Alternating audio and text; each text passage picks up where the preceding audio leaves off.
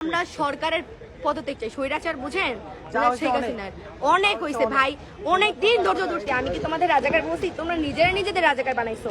তুই কি বলছস? আমরা কি দেখি নাই? বলছস মুক্তিযোদ্ধার নাতিরা কোটা পাবে নাকি রাজাকার পাবে না? তো কি রাজাকারের নাতিরা কোটা পাবে? তুই দুইটা বৈষম্য তৈরি করছস, রাজাকার মুক্তিযোদ্ধা।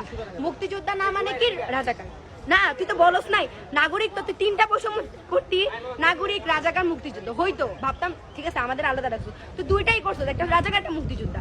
মা কি বলছো? মুক্তিযোদ্ধার নাতিরা করতে পারবে নাকি রাজাকারের নাতিপুতিরা করতে পারবে, এটা বলছেন।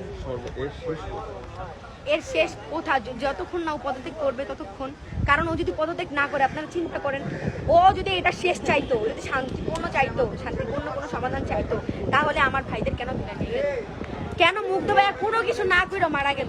সাইদের কথা বাদ দিলাম, কারণ সাইদ বুক পাইতে দিছিল। সাইদ কিন্তু চিন্তা করে নাই যে ওরা সত্যি সত্যি গুলি করবে। ও কিন্তু এভাবে দাঁড়াইছিল, ও মনে করছে যে ওর বীরত্ব দেখে হয়তো ওরা গুলি করবে না, কিন্তু ওই পুলিশটা ছিল অমানুষ। মূলত আপনারা কার পদত্যাগ চাচ্ছেন? আমরা সরকারের পদত্যাগ চাই। স্বৈরাচার বুঝেন, শেখ হাসিনার অনেক হয়েছে ভাই, অনেক দিন ধৈর্য ধরছি। বাসিকের ভাইয়ারা বলে যে আমাদের হল খুলতে দাও। আরে ভাই, তোদের হল খুলবে না তো জানে? হল খুললেই তো আরো স্টুডেন্ট বেড়ে যাবে, এটা জানে তো। একজন নামও এক থেকেই কিন্তু সংখ্যা শুরু হয়, এক থেকে সংখ্যা শুরু হয়।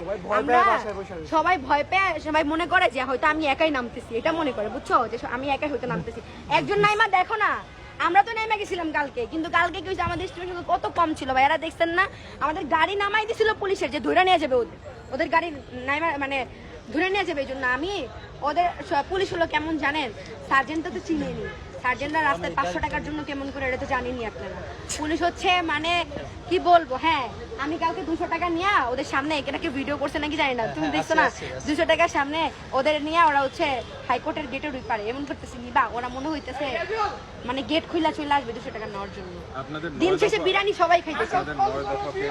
সরকার বিবেচনা করবে না, না না, সরকার বিবেচনা, আরে সরকারের পদত্যাগ চাই, এক কথাই শেষ। আমরা কোনো সরকারের বিবেচনা চাই না।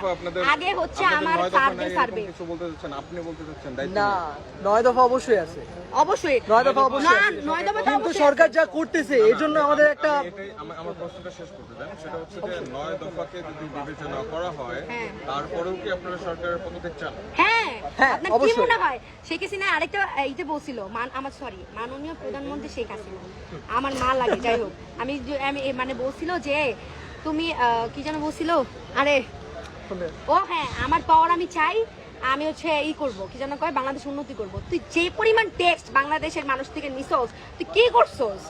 আজকে মেটেরিয়াল ভাঙা দেখা তোমার কলিজা কান্না, মানে একদম বুক ফাইটা যাইতেছে মা। আর আমার এত স্টুডেন্ট, 1000-এর উপরে স্টুডেন্ট মারছস। তোর র্যাবের একটা র্যাবের আমরাও মারি নাই, ছাত্র দলের স্টুডেন্ট ছিল না ওইগুলা, বিএনএস উত্তরায়, আমরাও মারি নাই, কিন্তু র্যাবের লাস্টে গিয়ে আমরা বাঁচাইছি। আরেকটা ভিডিও আপনারা দেখছেন নাকি, একটা পুলিশের মাথা ফাটাই দিয়েছিল কি কুচার ভিতরে জানি, পরে আমাদের স্টুডেন্ট নিয়ে বাঁচাইছে। আরেকটা ভিডিও আছে যে আমরা প্রোটেস্ট করতেছি, পুলিশও প্রোটেস্ট করতেছে, ওইখানের ভিতরে সবাই তো হয়রান হয়ে যেতেছে, বিস্কুট খাইতেছে, পানি দিতেছে, সবাই কিন্তু আমার দিতেছে, পুলিশটা কেউ দিতেছে না।